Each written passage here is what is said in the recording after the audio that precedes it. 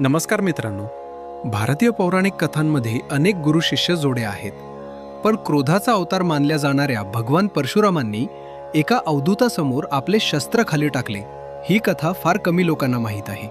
ज्यांनी 21 वेळा पृथ्वी निक्षत्रिय केली, त्या महान योद्धा परशुरामांना अशा कोणत्या सत्याचा शोध लागला की त्यांनी भगवान दत्तात्रेयांचे शिष्यत्व स्वीकारले.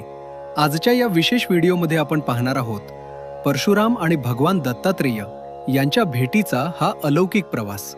कथेची सुरुवात होते महर्षी जमदग्नी आणि माता रेणुका यांच्या आश्रमातून. त्यांचा धाकटा मुलगा राम, ज्याला आपण परशुराम म्हणून ओळखतो, तो भगवान विष्णूंचा अंश अवतार होता. याच काळात हैहय वंशाचा राजा कार्तवीर्य अर्जुन राज्य करत होता, ज्याला भगवान दत्तात्रेयांनी स्वतः 1000 हातांचे वरदान दिले होते. पण म्हणतात ना, सत्तेचा अहंकार माणसाला अंध करतो. कार्तवीर्य अर्जुनाने जमदग्नी ऋषींच्या आश्रमातील कामधेनू गायीचा अपमान केला आणि ऋषींची हत्या केली. यामुळे परशुराम क्रोधित झाले. त्यांनी प्रतिज्ञा केली की ते या अन्यायी क्षत्रिय कुळाचा नाश करतील आणि त्यांनी ती 21 वेळा पूर्णही केली. युद्ध संपले, विजय मिळाला. पण परशुरामांच्या मनात शांतता नव्हती. बाह्य शत्रूंचा नाश करूनही त्यांच्या अंतर्मनातील द्वंद्व सुरूच होते. त्यांना समजले की केवळ शस्त्राने धर्म टिकत नाही, तर आत्मज्ञानाशिवाय शक्ती अपूर्ण आहे. याच दरम्यान त्यांची भेट अवधूत संवर्तांशी झाली, ज्यांनी त्यांना भगवान दत्तात्रेयांकडे जाण्याचा मार्ग दाखवला.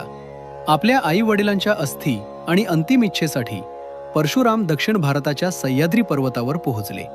तिथे त्यांना एक विचित्र दृश्य दिसले. भगवान दत्तात्रेय एका सुंदर स्त्रीसोबत, जी प्रत्यक्षात योगमाया होती, मद्यपान करत बसले होते. सामान्य माणूस हे पाहून गोंधळून गेला असता, पण परशुराम हे जाणकार होते. दत्तात्रेयांनी त्यांची परीक्षा घेण्यासाठी स्वतःला अपवित्र रूपात सादर केले होते.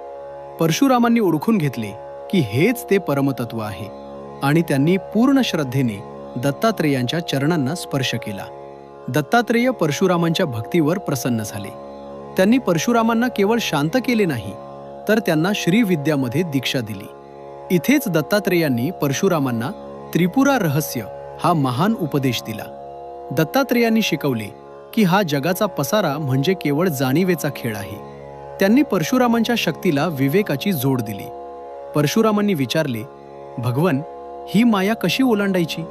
तेव्हा दत्तात्रेयांनी उत्तर दिले की ज्याला स्वतःचे सत्य कळले, त्याला संपूर्ण ब्रह्मांड कळले.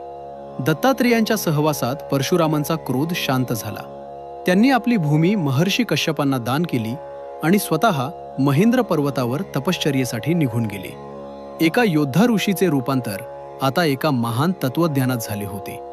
मित्रांनो, दत्तात्रेय आणि परशुराम यांची ही कथा आपल्याला शिकवते की शक्ती कितीही मोठी असली तरी ती सत्याच्या आणि ज्ञानाच्या अधीन असावी लागते.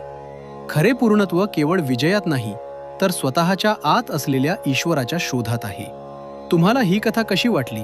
कमेंट्समध्ये नक्की सांगा.